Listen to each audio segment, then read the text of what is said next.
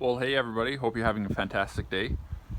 It's a little bit chilly here today for May 18th, I think it is. And it's about 3 degrees Celsius right now, and it's also windy, so it's pretty cold. So, yeah, it kind of feels like winter again, but hope that you're having a great day whenever you're watching this. So, today I'm going to be doing shocks on the Crown Vic. Now, for those of you who saw the video on the wheel spacers, I'm really happy with them. I might do a separate video on that, but happy with the performance, although it kind of magnified a problem that I knew I needed to get to, which is shocks. And I think this is what the problem is, because we're having excessive suspension travel. So, you know, these tires are actually smaller than the OEM ones would be, just a little bit smaller. And what's happening is, now that it's brought out, we're bottoming out. So I kind of knew my shocks were on the way out, but maybe they just got bad all of a sudden, kind of thing, or or leaked the rest of the gas or oil out or whatever. I think they're actually oil shocks. I don't know if they're original or not. I guess we'll find out. But anyway, so what's happening is, because these wheels have been brought out just kind of to the edge of the fender, going over a bump, especially on the highway or something that drops the suspension really good, it's actually hitting the edge here, and you can see it kind of pulled down some of the metal here, and it's digging into the tire. Now, so far, I think it just dug into the tread, so I don't know. I'm gonna look at them a little closer and see if I need to get new tires. But yeah, I was through driving down the highway, started to hear this kind of like what sounded like a grinding noise. Like it sounded like the oil pan was scraping or something, going over bumps. So I looked at the car and I saw this, and I was like, oh, it was obviously, it was kind of digging there, and I was like, oh, it must have been like that before. I was like, there's no way. I don't know how that happened. But anyways, I kept doing it, and then it pulled down the metal part here that I hammered up. It pulled it down again. So no, that is clearly what's happening, is this bottoming out. So anyways, we're gonna do shocks. I think that should solve the problem, because there's no way you should be getting this much suspension travel, and it's even a little lower now because it's on ramps. I think the weight's distributed a little differently. Like, I think there's typically more space there. But anyways, if shocks don't fix it, I think they need to be done, and so that's probably why it's traveling so far. But if that doesn't fix it, I'm gonna have to go to plan B, I guess, with the wheel spacers. So, but anyway, so that's just a little backstory on why I'm doing the shocks. But yeah, so we'll do this. This is a 1992 Crown Vic, and I can't speak from experience on later models how the shocks would be mounted, but we'll go through on this. So first things first, I love ramps to do any kind of anything where you just need the car up. If you actually need your wheels to come off or something, obviously ramps won't work. But in this case, they're really great. These are just some plastic Rhino ramps, and I love them. So yeah, if you drive on, it does help to have a spotter though, tell you, because you can drive off the edge, which is no fun. Because then often you wreck something maybe, and even get it caught. So depending on the car, you may be able to see, but it's nice to have somebody just to tell you when you're on top, because there's a little edge there, but it's hard to feel, and you can drive off of them too. So get it up there, and then I set my e-brake, of course, and then also got a wheel chock there, so just to make sure that everything's tickety-boo, as they say. So on these cars, and interestingly enough, this is the exact same way, minus the location a little bit, but this is the exact same way that the shocks are done in my 68 Thunderbird. So upon initial inspection, you might think, oh, they're coilover, if you just, because you look in there and you see the shock inside the coil. But I guess they technically are coilover, but they're not one piece. So the shock is individually mounted. So up here is where your top of your shock is. Then I'll just take you down under here. Got my yoga mat, or whatever it is, I don't know. Okay, let's see. Let's see if I can get you in here. So this is your bottom. So as you can see, your coil is on the control arm, and it's not mounted with the strut, you know, like it's not one assembly. So what you have here is you got 2 bolts here. You take those out. Now I'm gonna start with the top, just, you know, to make it easier, because if you start at the bottom then you go to the top, your shock's just gonna fall. And yeah, and then it just drops out and goes in the way it came. So there is a little bit of a bevel to it, so, but it will be kind of obvious, and I'll show you what I'm talking about when we go back to that. So anyway, so we're gonna go back up top. Oh, this mat is nice. Better than cardboard, I'll tell you what.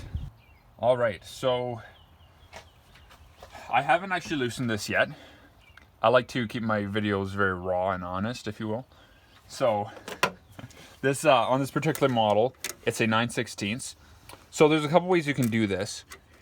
You can get your wrench, and unless if by some miracle it's going to come off, typically it will just spin, because this rod that comes out with the threads on it is all one piece. So you'll just be turning the rod inside the shock. So you can do it by hand, but you'll probably almost for certain need to pinch the top end, okay? And then, you know, hold it with one end and loosen it off with your wrench. But I'm gonna try an impact. Now I've done this with an air gun before, but I just have an impact with an extension and a 9/16. Okay, so I got a little bit of a longer extension here. I think this will be enough now. Oh yeah, like butter. I had tried it. I didn't actually loosen it at all, but I had tried just briefly turning it, and it was giving me grief. Anyway, so that worked well. Doesn't always turn out that nice on video, especially. Anyway, so you'll back that off, and this is kind of what it looks like. Okay. So this one has a you have a bushing. So basically, I think what the order will be here is you have a bushing that you put on the underside before you stick it up to the frame. And then you have this bushing and this like metal washer retainer deal. So so that's that. Then we'll go underneath and we'll take the bottom ones out. Now, just to mention one thing, I've learned this from the hard way over the years, but just make sure that what you got sent with is relatively the same, I guess, because, you know, at least that it's going to work and that it's somewhat the same. So yeah, so I mean, I kind of got the similar-ish type parts, but these are just Napa like baseline ones. They didn't have any of the more expensive ones, so my plan is actually just to kind of put these on. I'll see how they go, but I probably will try to get some better shocks. So hopefully it at least solve the problem, and later on I'll get some better shocks. But these do look a little sus.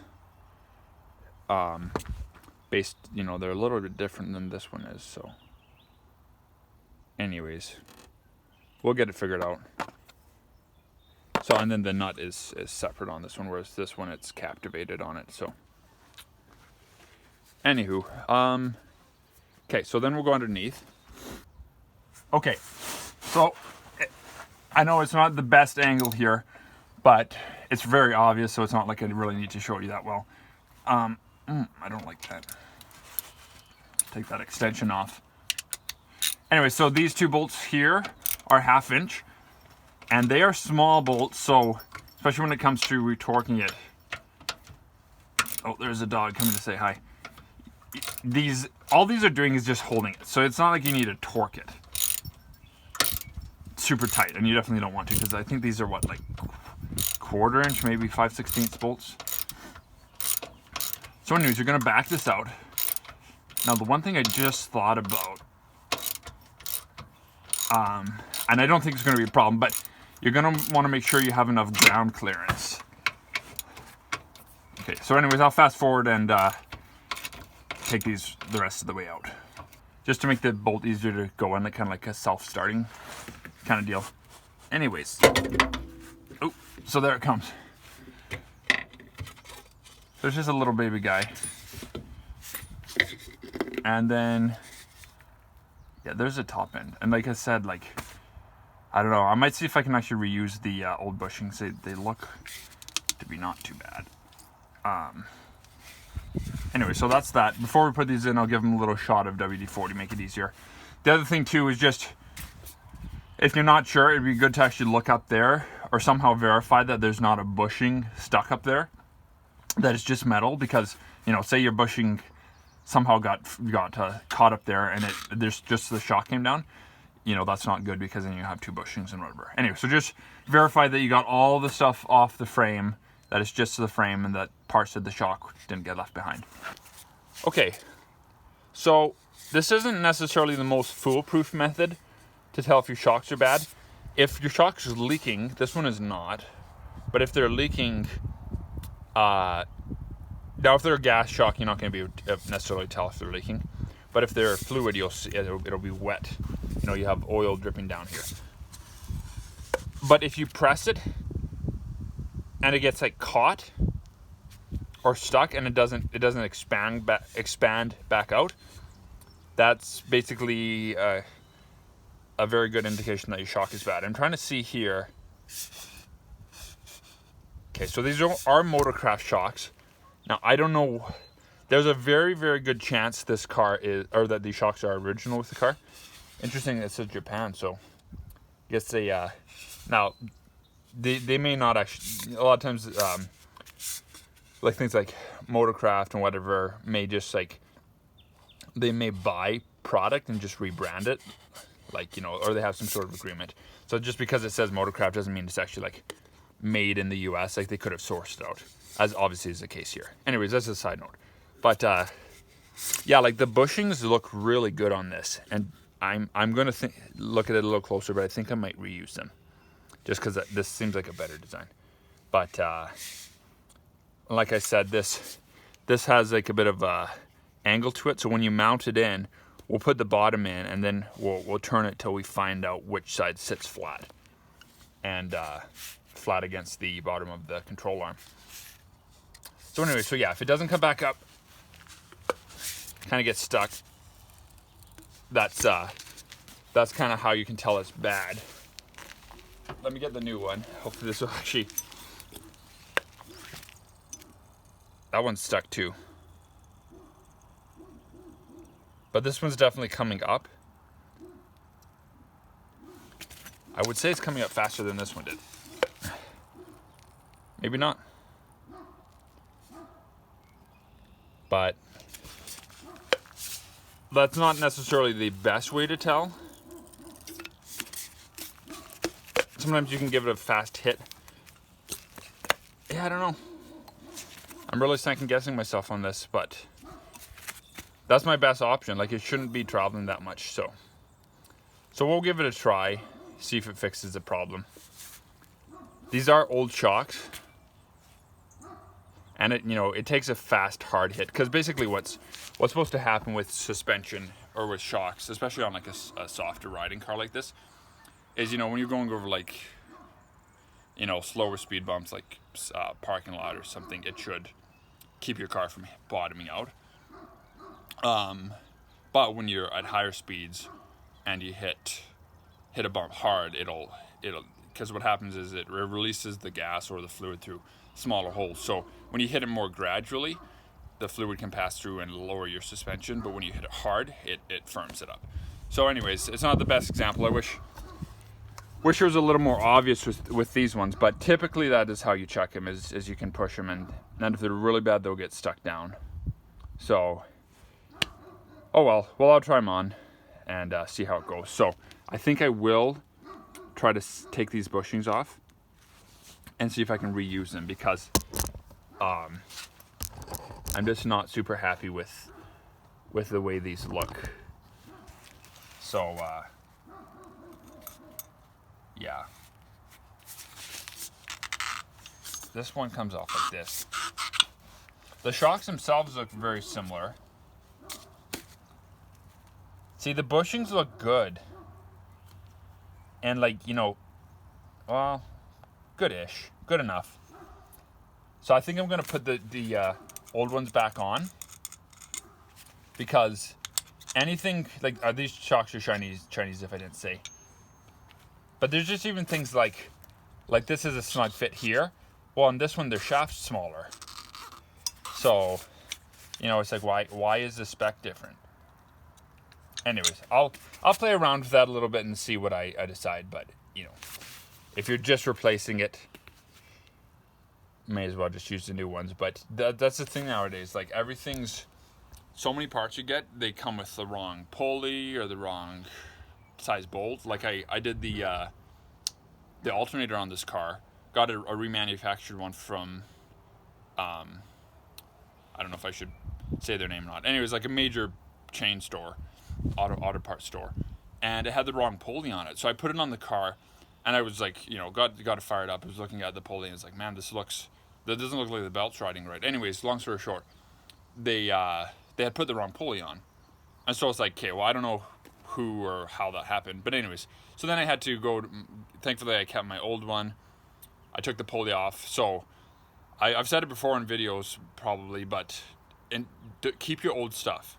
Like, it could turn out that these ones are no better than the previous ones, or maybe even worse. You know, who knows? So with the way things are, especially since you know the thingy that happened a couple years ago, you know, the market is just so crazy. Like, there's supply chain shortages, and you never know what you're getting. So, especially if you're getting something cheaper. But anyway, so I'm gonna check out this a little bit, and then I won't necessarily film that because it might be boring. But then once I kind of decide, I'll start the video back up, and then we'll go to the next part. Okay, so I decided to just put the new ones on. I'm gonna keep my old hardware and just see. Now, there's no really clear directional way that these sit. However, there's like a smaller extension there and large one. So I'm gonna put this up. It's just like with stuff like this, it's so obvious which ways this goes. But with these, it's like, well, I don't know. It doesn't really. Anyway, so but the bigger hole is in the frame where it goes through. So I'm gonna put this bigger one facing up. So got your washer, your cupped washer. You put it so it's like beveled up like this. I'm gonna put the small side down. Then this goes up into the car, and then we're gonna get it in, situate it where we want it, and we're gonna start those bottom bolts, and then we'll come back out to the top end. And this job is a very quick job, but it's just, you know, when you run into things like that. Okay, so like I said, I'm just gonna give these a quick shot. WD-40. Ooh, a little undercoating there too. Nice. Okay, so then this just slips in here. So like you got that one bushing like I showed you, and then I don't know, it might be nice to have an extra pair of hands to guide it through the top end there, or you can just kind of fiddle around with it till it goes in. There we go. Is that it? Let's see. If I actually get under here, I might be able to see it. Yeah, there we go. Now it will be expanded, so you have to compress it. Thankfully, there's the small shocks. So you'll see one way that it wants to sit more flat. Like I said, with these, can you see that? These angled brackets here. So like that, it's angled away quite a bit, but this way is the closer one. So I'm gonna get it started like that. And there's gonna be a little bit of give in the bushing that'll adjust it. I think I'm gonna have to take this off or tilt it. There we go. Yay. Okay, so this part is sitting flat against the metal. So when I had the shock turn the other way, it was much farther away. So I got it to the way that it was sitting the closest, and then just with mild tightening, it's seated down. Because like I said, this bushing will have a little flex. And these just hand tight. If you're not, you know, confident with your feels, you know, if you have your feelings are a little unstable, then maybe you should just get the torque. No, I'm just joking. But if you're not sure what it feels like to get it tight, be safe and just look up the specs if you have a manual, or you can Google it and find out what the torque is. But it would be very small, you know, back and forth just like you normally would. It's not that complicated with this one. And like I said, these ones are very small, so you just want them snug. One tip for just making sure you never over tighten, never grab the wrench at the very back, unless if you actually have a torque setting on it. But just kind of like do it hand tight with one hand and then like part way through, and just get it snug. You know, it's better to go under, and you know, these aren't going to fall out. So anyways, we'll go back up top and I'll show you what to do there. Okay, so back up top here, the shock kind of just sits loosely in there, and I could, as I told you, the bushing, or the bigger part of the bushing, I put up because that's the best way I could think to mount these. And I guess we'll find out the hard way if it's going to walk around. Like that bushing on the OEM one stuck through the hole. And this one is, you know, theoretically maybe should be able to. So anyways, if you're doing these and you have the same design on the bushing, definitely have your bushing go up and then have the top one go down like this, because that will be the best shot at grabbing the hole and centering in the hole, if you can see that. And anyway, so yeah, so the order again, from underneath, this goes down like this on top of the shock. Then you put your bushing like this. Okay, and it just sits in there. Then you put your shock up into the vehicle. And then the next order would be bushing with the larger size down. So I'm going to do that now. And I did try to kind of center it. So you can kind of see how the bushing's sort of centered. I'm really not happy with these. But it is tapered a little bit. See that edge there? So hopefully it'll center itself. So then we put the next one same way, larger end down over the shock, and then we take our plate and cup side down like this. Okay, and then your nut, and make sure your nut doesn't have like a taper to it. No, it's the same, so it can go either way. And that's about it. So I'm just gonna you know, these are just kind of cheap shocks. I'm just gonna torque it down with the wrench real quick, but it's same thing as with loosening it. You'll have to hold the center piece, the center rod, to take the bolt off. But I'm just gonna hit this with the impact real quick.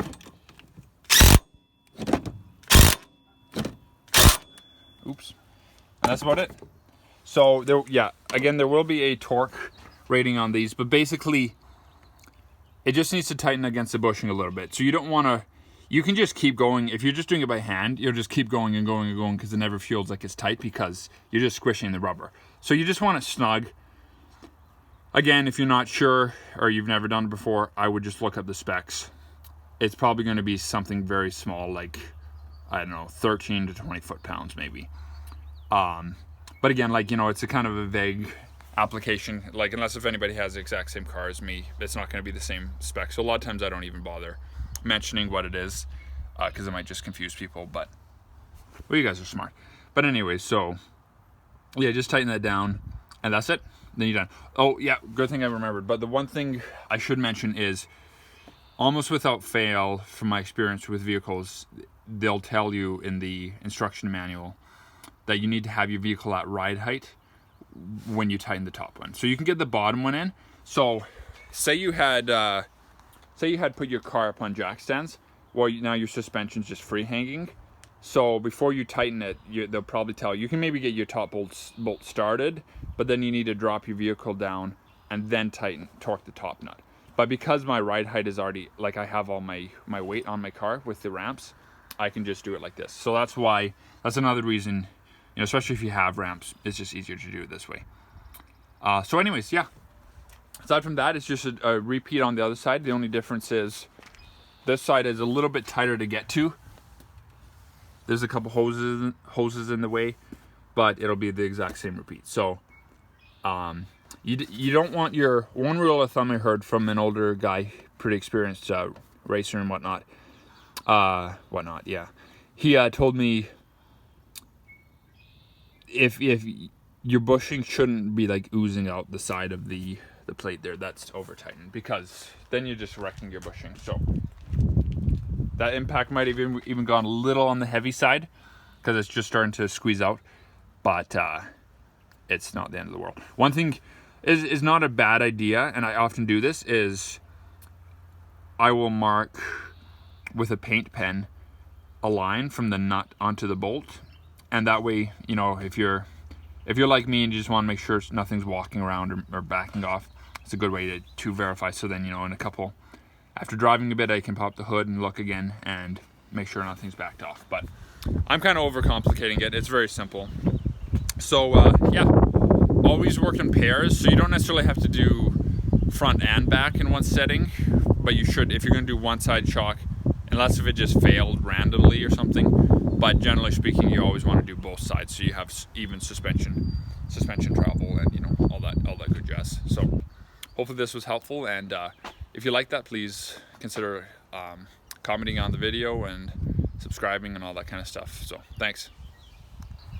Just had a small afterthought I wanted to share. These ones, like I said, this one is a little bit hard to get to, but you could get a wrench in there for sure. But if you're going to use an impact or try to come with you know, something from up top. Anyways, this is the setup I have. This is like about a 6-inch impact adapter, then like a, I don't know, 2-inch sleeve or extender, and then a swivel joint, and then my sockets, and that worked. And then I kind of had to work it in there. So it is tight, but just so you know, to save you trying to find out what to do. If you have this stuff, this combination will work. But yeah, you'll probably need some sort of swivel socket to get in there with an impact. So thanks.